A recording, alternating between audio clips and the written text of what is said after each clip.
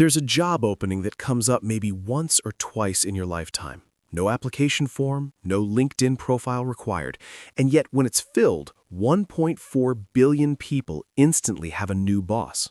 The catch? You can't campaign for it. You can't even want it too openly.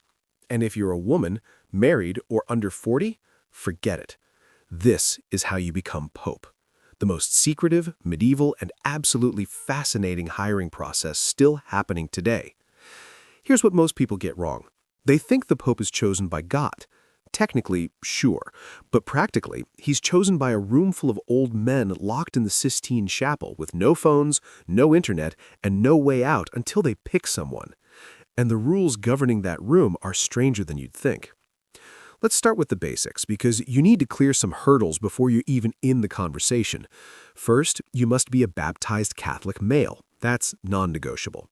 Technically, any baptized Catholic man can be elected pope, even a layperson. But here's the reality. It hasn't happened in over 600 years. The last non-cardinal elected was Urban VI in 1378, and that didn't exactly go smoothly. Since then, every single pope has been a cardinal. So while the rule says any Catholic man, the unwritten rule says be a cardinal or don't bother. Now, how do you become a cardinal? You don't apply. You wait. Cardinals are personally appointed by the Pope, and there are only around 120 of them who are under 80 and eligible to vote in a conclave. It's an exclusive club. Most cardinals are bishops who've spent decades in church leadership, running major dioceses, working in the Vatican, or serving as papal advisors. You need to be visible, competent, and trusted, but not too ambitious, because here's the twist. The moment you look like you want the job, your chances drop. There's an old saying in the Vatican, he who enters the conclave as pope leaves as a cardinal. It means the favorite rarely wins. Why? Because papal elections aren't about popularity. They're about compromise, coalition building, and reading the room. Cardinals don't vote for the flashiest candidate. They vote for someone who can unite factions, navigate crises, and lead without tearing the church apart. Let's talk about what actually happens when a pope dies or resigns. Within days, the College of Cardinals gathers in Rome. They hold a series of closed-door meetings called general congregations, where they discuss the state of the church, the challenges ahead, and, unofficially, who might be up for the job. This is where alliances form. Progressive cardinals talk, conservatives huddle, regional blocs negotiate. It's politics, but with prayer. Then comes the conclave. The word means with key, because once those cardinals enter the Sistine Chapel, they're literally locked in. No phones, no newspapers, no contact with the outside world.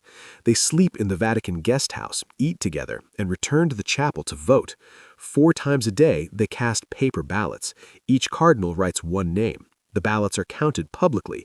If no one gets 2/3 of the vote, the ballots are burned with a chemical that produces black smoke. The world sees the smoke and knows no pope yet. This can go on for days. The longest conclave in modern history lasted 5 days, but historically, the 1268 conclave lasted nearly 3 years. The cardinals were so deadlocked that the local authorities locked them in a building, removed the roof, and put them on bread and water until they decided. It worked, eventually. When someone finally gets 2/3, the ballots are burned with a chemical that produces white smoke. That smoke rising from the Sistine Chapel is the signal the world watches for. Within an hour, the new pope appears on the balcony of St. Peter's Basilica, and the announcement is made, Habemus Papam, we have a pope. But here's what you don't see, the moment right after the election. The Cardinal Camerlengo approaches the man who's just been chosen and asks, do you accept your election as Supreme Pontiff? This is the moment. You can say no, and some cardinals have throughout history, because accepting means your life is no longer your own. You'll never be alone again. You'll live in the Vatican. Your every word will be scrutinized.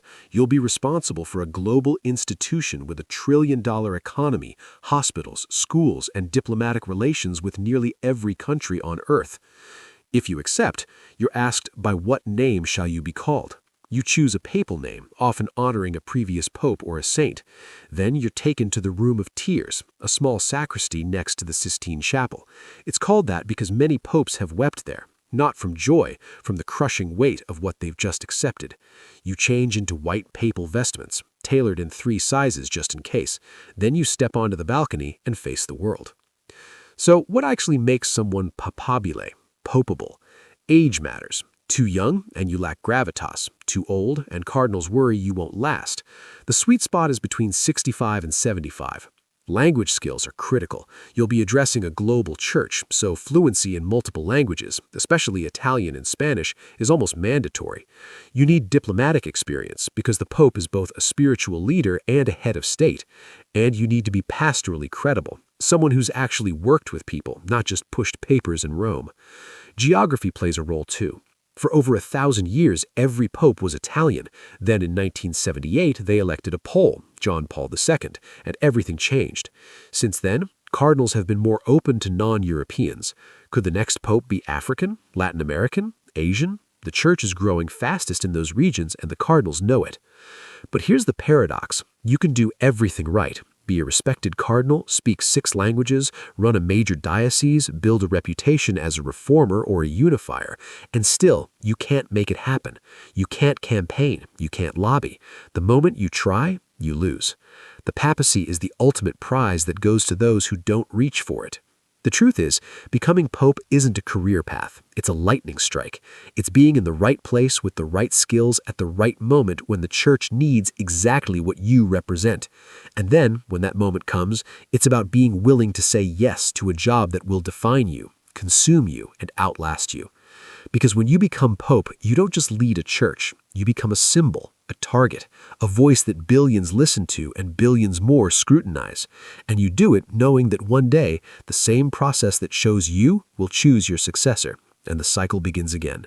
So, if you want to become pope, be patient, be capable, be faithful. And whatever you do, don't look like you want it.